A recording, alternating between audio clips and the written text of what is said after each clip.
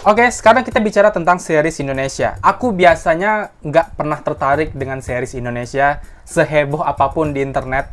Tapi untuk series satu ini, aku sangat tertarik. Dan setelah ditonton sampai tamat, aku tidak menyesal sama sekali. Film ini worth banget untuk ditonton. Menghibur, mengharukan, bikin ngakak, dan punya pesan moral yang sangat bagus untuk dipetik. Series Drama Ratu Drama bisa kalian tonton di aplikasi video cuma dengan 29.000. Kalian udah jadi premium dan bisa nonton semua film di dalamnya. Tapi sekarang kita fokuskan bahas series Drama Ratu Drama yang terdiri dari 8 episode dan sekarang udah tamat. Jadi kalian kalau nonton nggak perlu panik dengan cerita bersambung karena kalian bisa tonton sampai tamat. Film ini bercerita tentang Juliet Navarro atau Ijul yang diperankan oleh Enzi Storia, di mana Ijul ini selama karirnya sebagai pemain sinetron selalu berperan sebagai antagonis, tokoh jahat. Dan image tokoh jahat itu melekat di kehidupan nyatanya Ijul. Nah, Ijul ini punya cita-cita menjadi pemain sinetron protagonis berperan baik. Tapi sekeras apapun dia mencoba, dia selalu ditolak oleh PH-PH. Nah, jadi Ijul ini di karir terakhirnya dalam bintang sinetron, dia ini sempat membakar properti nggak sengaja karena lagi adegan acting. Dan kasus itu melekat di Ijul sehingga PH-PH atau production house banyak yang menolak Ijul karena mereka juga nggak maulah dirugikan. Dan hal itu membuat Ijul ini kesulitan mendapatkan proyek pekerjaan baru. Dan cerita ini sangat relate dengan kita para pengangguran yang susah mencari pekerjaan. Sampai akhirnya, Ijul ini mendapatkan tawaran untuk bermain di sebuah sinetron berjudul Kau Hilang, Ku Healing. Dan saat casting, Ijul ini berhasil mendapatkan peran protagonis, yaitu tokoh sendu. Tapi saat dia berhasil mendapatkan peran protagonis yang merupakan impian dia sejak lama, datanglah Emily yang diperankan oleh Rachel Amanda, my favorite actress. Yang ternyata acting si Emily ini jauh lebih bagus daripada si Ijul. Ditambah lagi Emily ini punya link dengan Papi, si produser tertinggi di project itu, sehingga peran sendu yang peran protagonis itu pindah ke Emily, sementara si Ijul kembali lagi ke perannya sebagai tokoh antagonis, tokoh jahat. Berjalanlah itu syuting mereka. Tapi ternyata semakin lama, Ijul mendapatkan banyak permasalahan yang jauh lebih berat. Karena ternyata sifatnya yang sangat positif justru dianggap sebagai sumber masalah untuk para kru lainnya. Review section, film ini punya konsep drama komedi yang sangat fresh dan ringan. Tapi secara keseluruhan, film ini mengangkat sebuah permasalahan yang cukup berat. Bikin film ini jadi seru dan dinanti setiap episodenya. Untuk para budak korporat, permasalahan di film ini sangat relate ke kehidupan kita. Bahkan kita bisa merasakan segimana nyeseknya kalau jadi mereka, jadi para kru film itu. Segimana harus kuatnya fisik dan mental kita sebagai seorang karyawan yang mendapatkan bayaran dari bos. Tentang kru yang bekerja keras, nggak pulang, nginap di lokasi berhari-hari, kerja 24 jam tapi nggak dibayar, upah yang sangat sedikit. Gimana kita menjaga hubungan baik antara rekan kerja, segimana sulitnya menghadapi atasan yang keras kepala dan egois. Pokoknya konsep cerita ini sangat menarik dan sangat relate ke kita. Nah, untuk plot ceritanya sangat ringan dan mudah untuk diikuti, kayak ngalir gitu aja nontonnya. Gak ada scene percakapan atau hal-hal yang misterius yang bikin kita mikir. Nggak ada, ringan banget. Setiap episode punya problem tersendiri, yang pastinya berkesan dan seru untuk diikuti. Untuk acting, semua pemeran di film ini aku suka actingnya.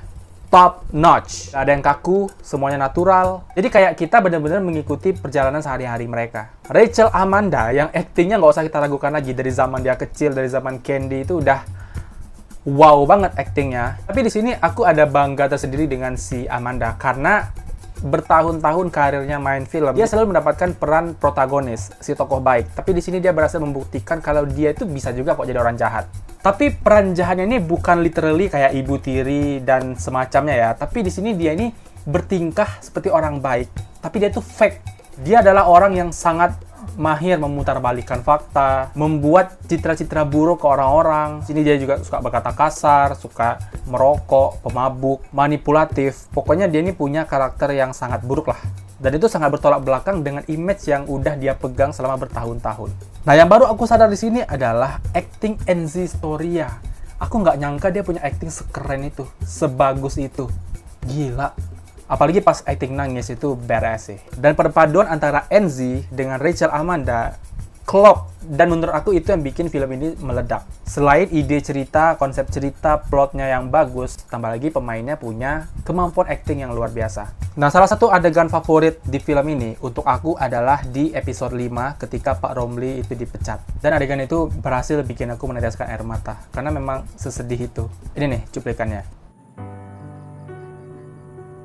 Kak Romli. Jul,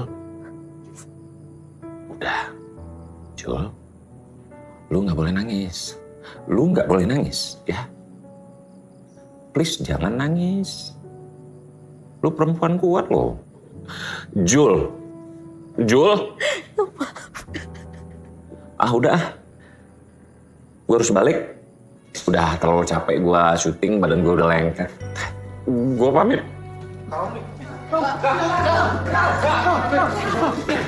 Dan masih banyak lagi adegan mengharukan lainnya. Selain adegan sedih yang mengharukan, di sini kita bakal kenyang dengan adegan kocak dan ngakak. Tiap episode selalu ada adegan ngakak dan kocaknya. Salah satunya soundtrack sinetron Kau Hilang Ku Healing yang sangat absurd banget sih untuk aku. Dari suaranya, dari liriknya, coba deh kalian dengar. Kemudian adegan-adegan di sinetron Kau Hilang Ku Healing yang suka dimunculkan di tiap episode. Itu asli ngakak banget. Kayak geli-geli menggelitik gimana gitu. Karena adegan-adegannya itu sangat relate dengan sinetron Indonesia yang absurd di televisi kita. Kayak karpet yoga untuk meditasi yang dimiliki oleh anak miskin. Kenapa kamu merebus karpet yoga dari meditasiku?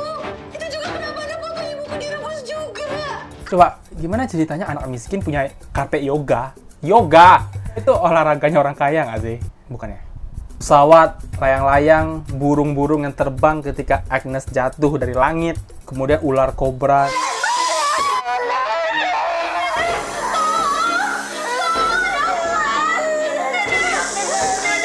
Pokoknya aku paling ngakak kalau udah nampilin adegan sinetron Kau Hilang Ku Healing.